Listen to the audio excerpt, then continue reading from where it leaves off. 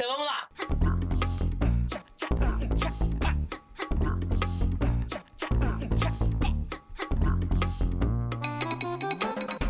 Aranducast. Aprender nunca foi tão divertido de escutar.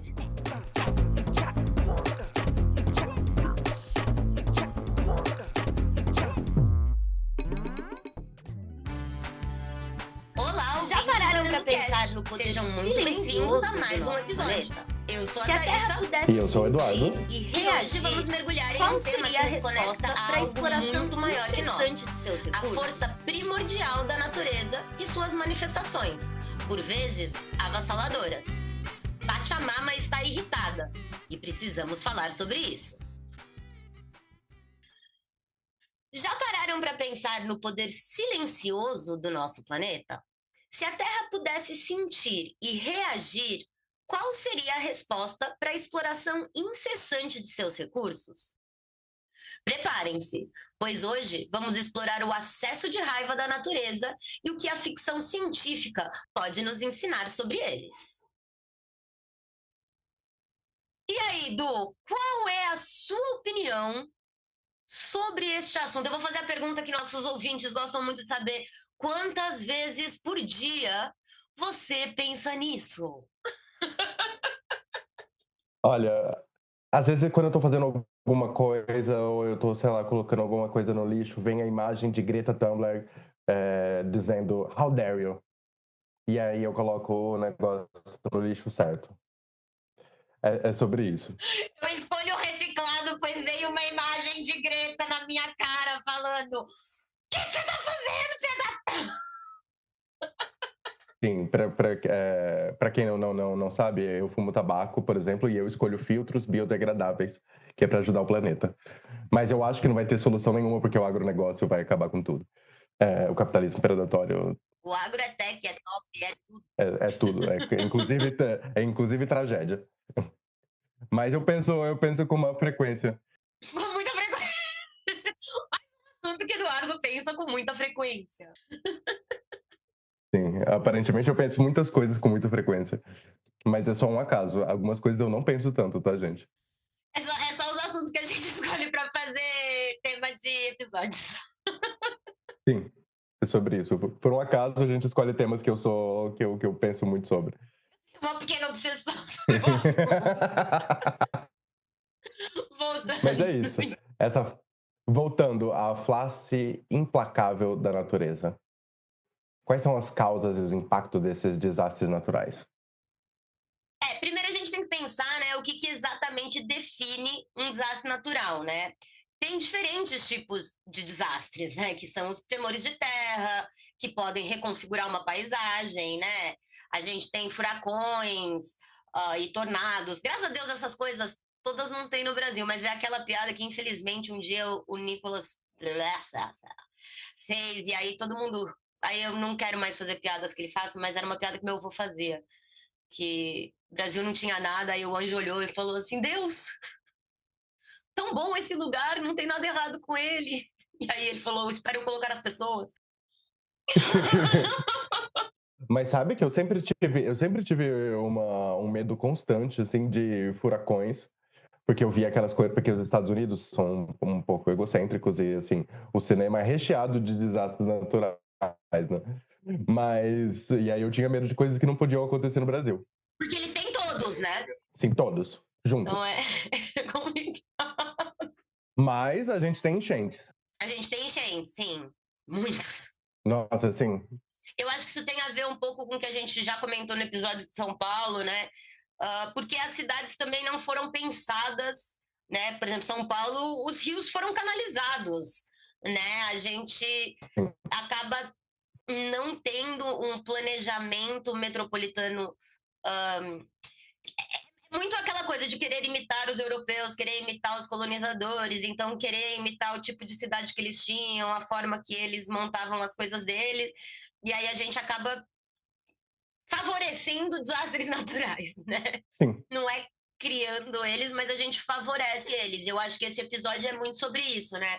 qual que é o nosso papel e entender que os recursos naturais, eles não são infinitos. Essas explorações que a gente faz desenfreadas, coisas de mudar, de cortar, devastar áreas inteiras de florestas, isso mexe com todo um ecossistema, vai mexer com todo o resto do equilíbrio da Terra, etc, etc, etc. Então, essas coisas, elas são mudanças climáticas, sim, são coisas que vêm do planeta, mas até que ponto isso não é nossa culpa?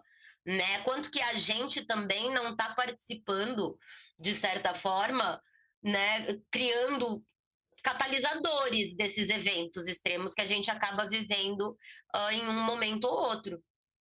Porque a gente está falando de desmatamentos irregulares, mudanças climáticas, né, que intensificam a frequência desses desastres, e isso tudo acaba atingindo muito mais comunidades que estão vulneráveis.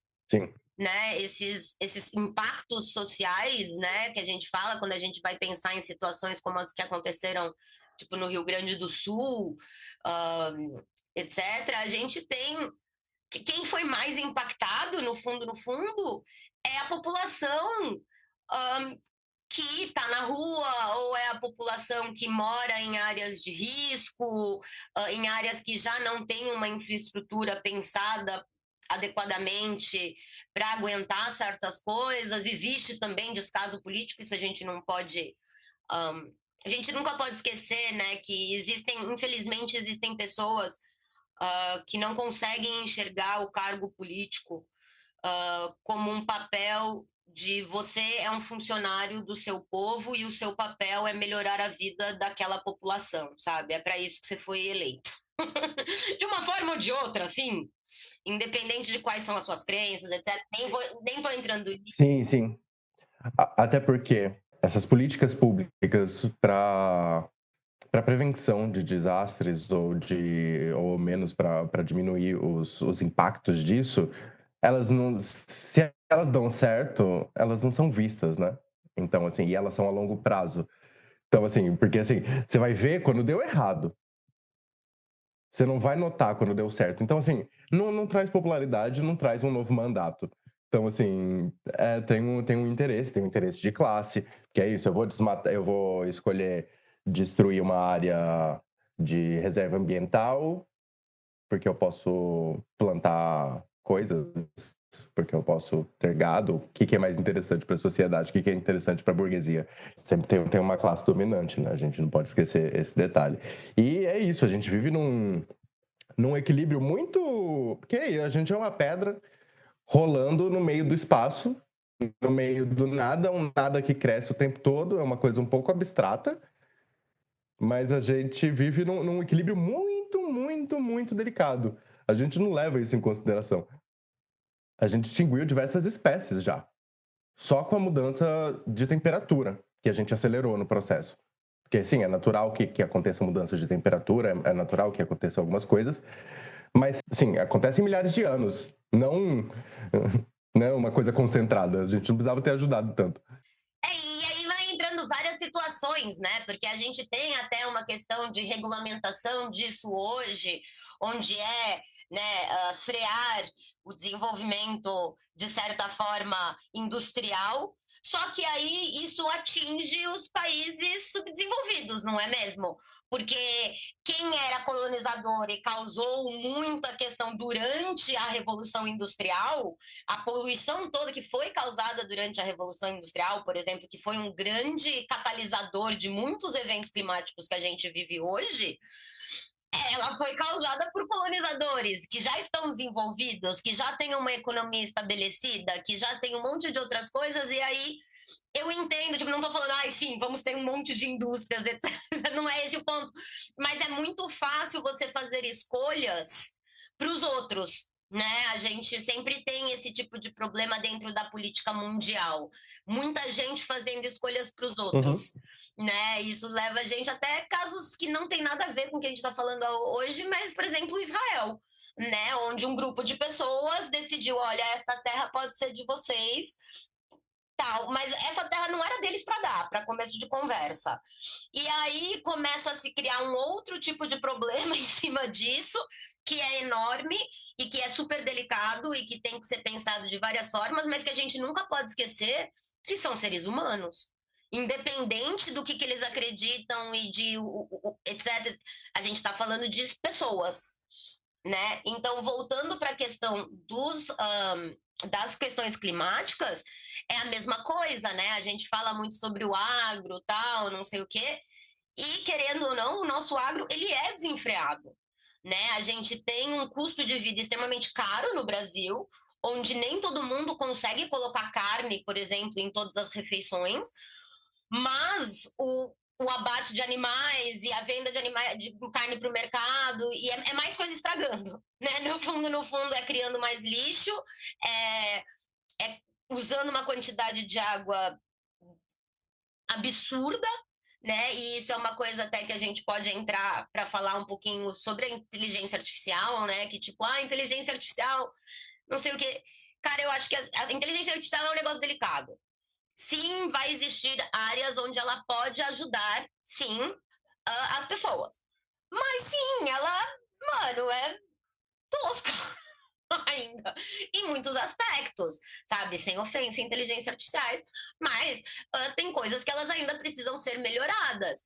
Então, fazer coisas, por exemplo, ir lá fazer uma pergunta só para zoar a inteligência artificial, você está gastando milhões em água e em outros recursos só para ser engraçado na internet, só para você tirar um print e postar na internet. Olha que burra essa IA. Então, tipo, pensar um pouquinho sobre o que a gente está fazendo, né? E depois não falar, ai, os eventos climáticos estão arruinando tudo. Mas qual é o seu papelzinho dentro desses eventos climáticos? Quantos recursos desnecessários você gastou hoje? Sabe, assim, aquela perguntinha que a gente precisa se fazer. Porque a gente vive num mundo de fast fashion, de fast food, de fast tudo. Tudo é lixo. Fast tudo, sim. Feche tudo é lixo. É aquela história da modernidade líquida, né? Tudo vem e tudo esparrama. Ai, tenho esse celular, mas eu já quero o celular mais novo. Eu tenho esse sapato, eu tenho esse tênis, mas ai, tem um tênis X que é melhor do que esse. Ai, fui viajar ontem, mas já quero planejar a minha próxima viagem. E não tá errado querer mais. O problema é quando o nosso querer mais é supérfluo e gera um lixo desnecessário, né? Minha opinião. Sim. Parece que tem uma aleatoriedade nos desastres naturais, nas mudanças climáticas, mas não é aleatório. A gente tem uma responsabilidade enquanto indivíduo nesse planeta, porque é isso. A gente tá vivendo nessa bolota que gira e que tá rodando aí, mas toda ação tem uma reação. Então, assim, sim, parece simples, é isso, eu quero o celular da hora, mas tem uma indústria, tem países que sofrem com isso, tem trabalho escravo, tem exploração de recursos que vai para lugar nenhum, tem o lixo que sobra depois. É uma lógica muito cruel. E tem uma relação com reparação histórica, que é igual você falou. No processo de dominação, é pensado como uma corrida em certo ponto.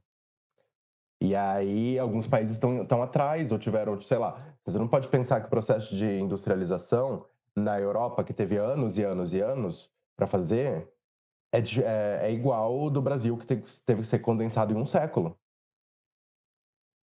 Então, assim, o extrativismo é muito mais forte. O resultado disso é muito mais pesado. E aí a gente tem uma problemática, porque aí não é só falar, ai, não, vocês têm que proteger a Amazônia, mas aí quando vocês cagaram todo o resto do planeta, né? É uma coisa bem complicada. Mas, né, voltando aí... E enquanto você estava falando isso, antes de mudar para o próximo bloco, estava pensando um pouco quando você estava falando, que entra um pouco num assunto atual do mundo, que é a questão das taxações. Que foi uma coisa que eu fiquei pensando muito quando os Estados Unidos começou a taxar muita gente, né? E fazer ajustes iguais.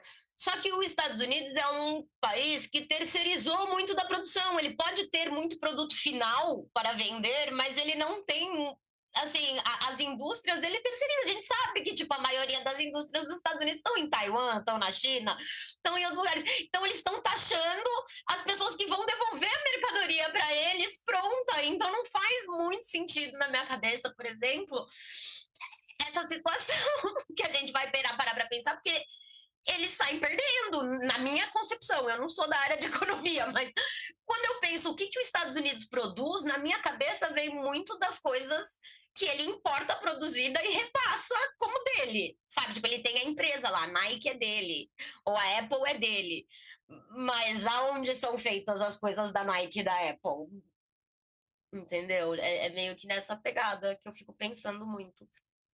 Sim, e além disso, onde elas são feitas e de onde vêm as coisas que elas são feitas, porque aí essas coisas vêm da África, vêm da América, vêm de outros lugares que vão para a China, que vão para Taiwan, que são feitas lá e depois são controladas aí pelo mercado americano. É uma lógica muito louca. Mas, bom, enfim, fica só essa reflexão aí no ar pra gente. Eu só queria trazer isso como um adendo do mundo de hoje, né? Para pensar um pouquinho, trazendo isso cada vez mais para nossa realidade.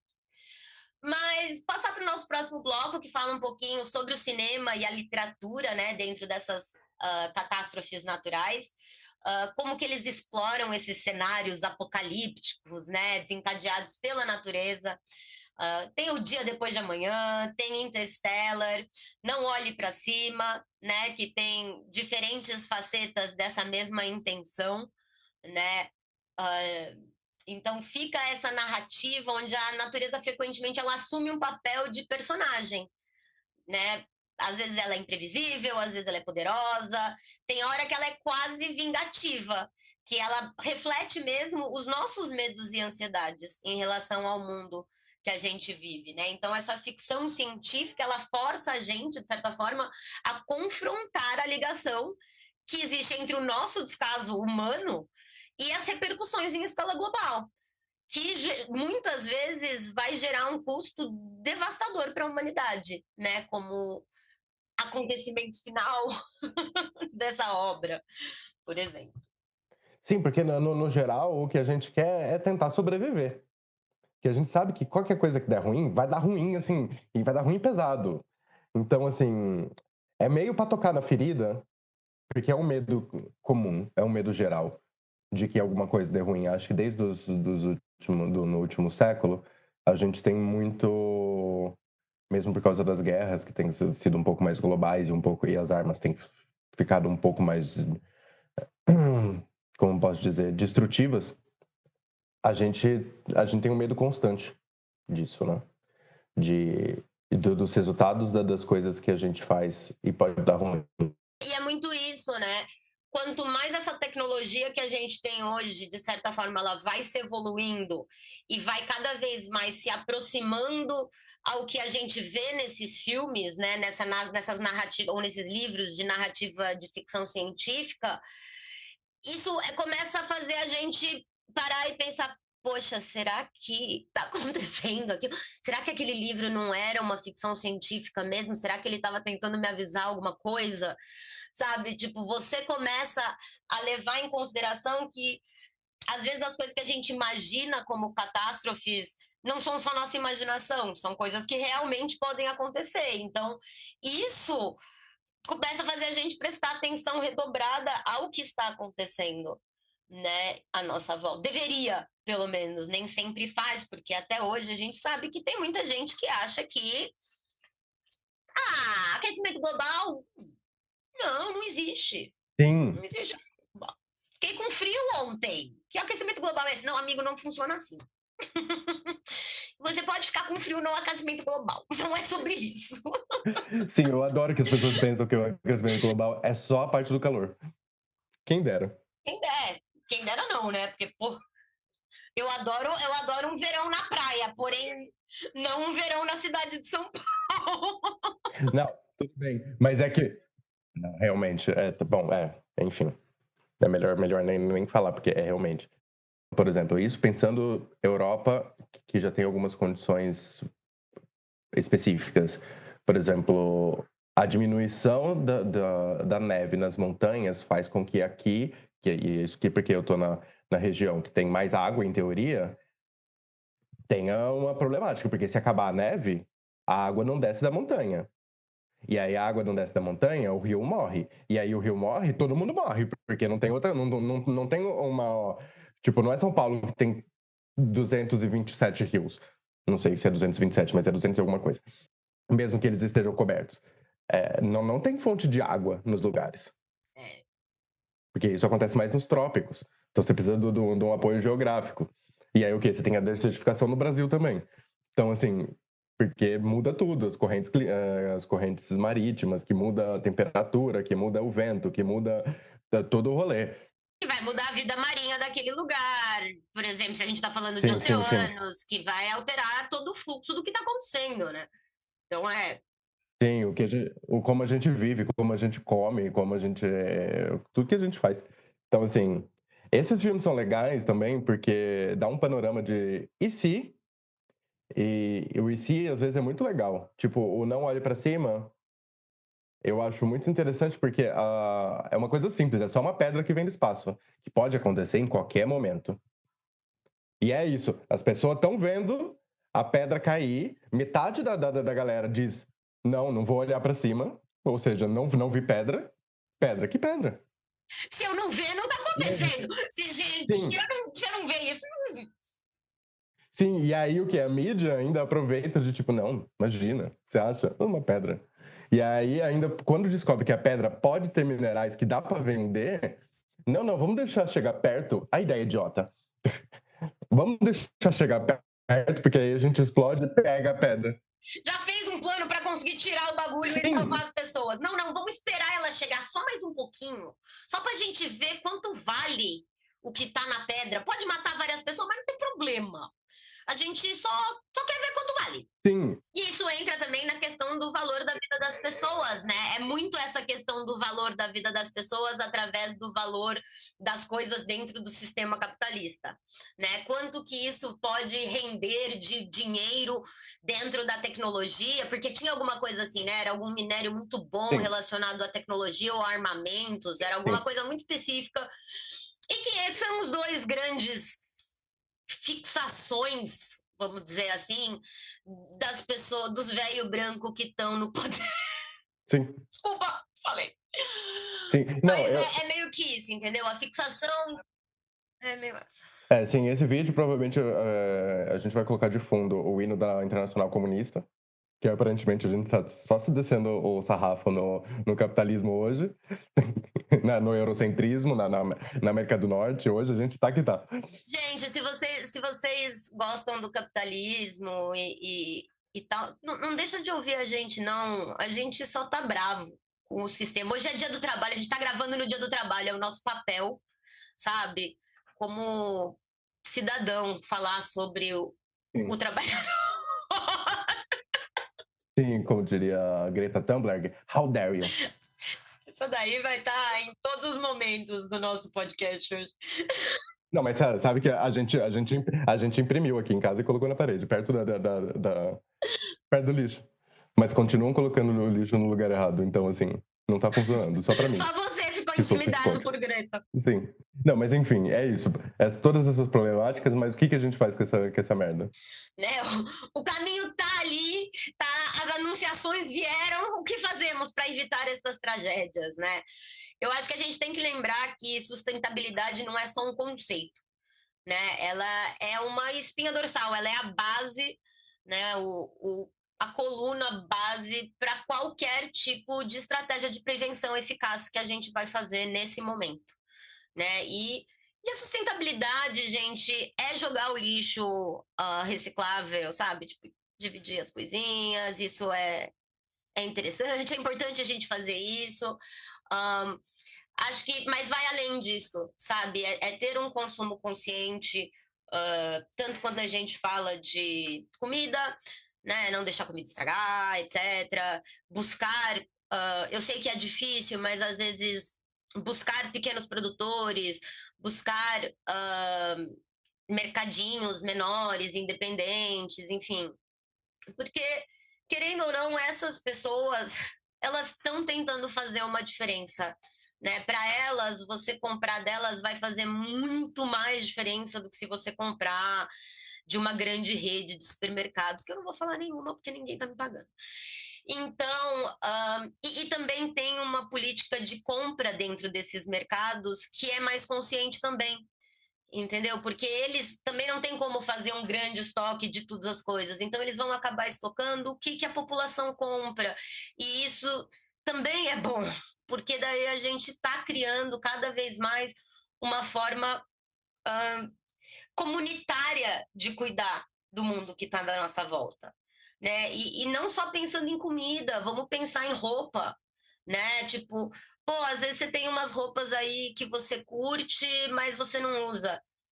Dá ela para alguém, ou vê se você acha uma costureira que está disposta a fazer um upcycling nas suas roupas, ou procura pessoas que façam isso.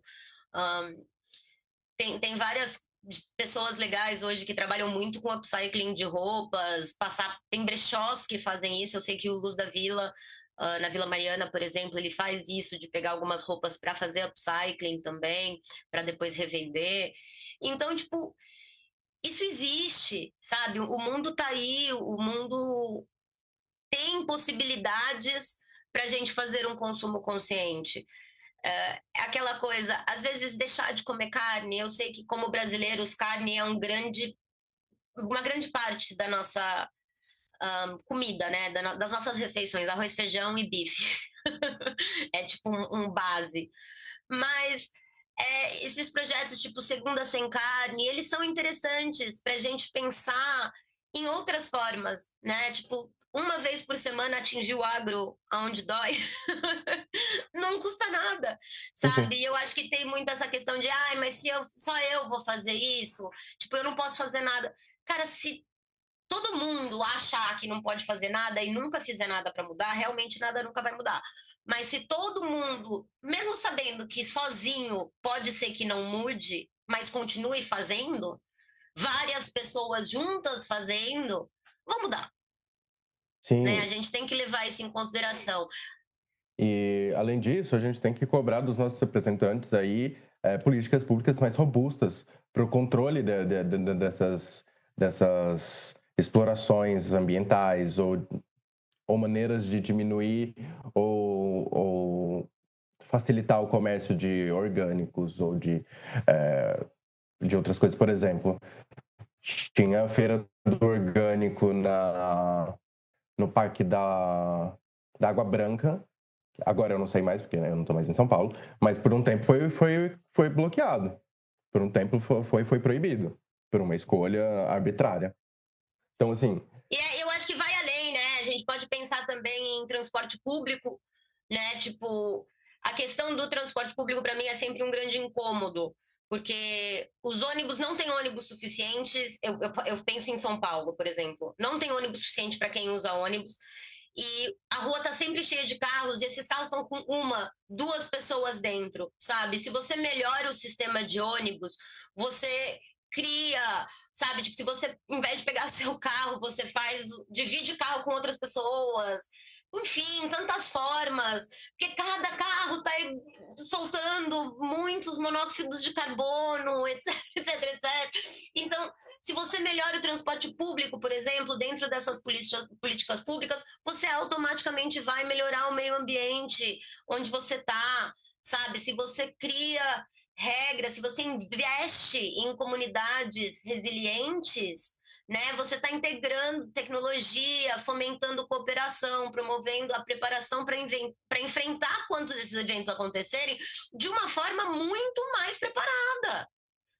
Porque todas essas pessoas estão tendo mais condições depois de ter como pagar esses prejuízos ou poder viver através de tempos difíceis, que é o que a gente está hoje, né? Tipo, não e é o que eu falei, não é para se enganar, né? As mudanças nos nossos hábitos também reverberam, né? Quando a gente quer um futuro melhor, a gente quer um futuro melhor para todo mundo, eu acredito, sabe? Tipo, eu não quero o mundo é para todos nós, o mundo ele é dividido entre pessoas, sabe? A gente como ser humano, como sociedade humana, o próprio nome já diz, a gente vive em sociedade, a gente vive em grupos. É muito raro você achar pessoas que estão 100% aptas a viverem sozinhas, e geralmente essas pessoas vão ter algum tipo de diagnóstico onde elas não são neurotípicas, tá? Então, a gente é um grupo de seres feitos para viver em comunidade, e a gente só vai sobreviver em comunidade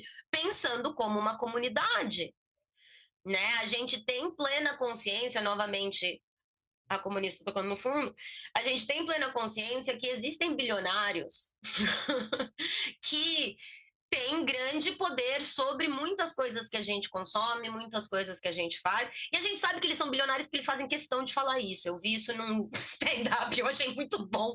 A gente só sabe que os caras são bilionários porque eles fazem questão de falar quanto dinheiro eles têm. E se a gente pega o dinheiro desses caras e usa eles, eles nem vão gastar esse dinheiro de verdade. Então, se esse dinheiro fosse aplicado de uma forma melhor, sabe? Então talvez não é para ele que a gente queira que esse dinheiro vai. Enfim, tô aqui.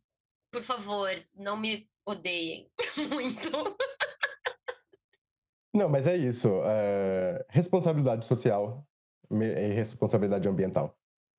E é isso. A natureza não é um ser senciente que quer se vingar. Ela não anseia por vingança.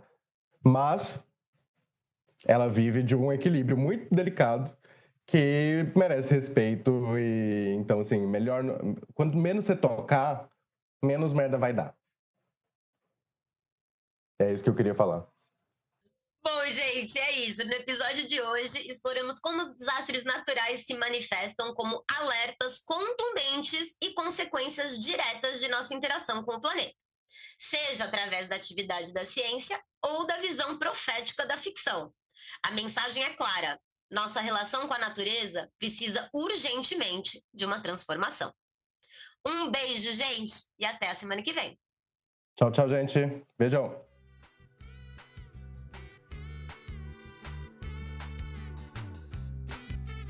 Obrigado por ter ouvido até aqui. Nós temos uma pergunta e queremos a sua interação nas redes.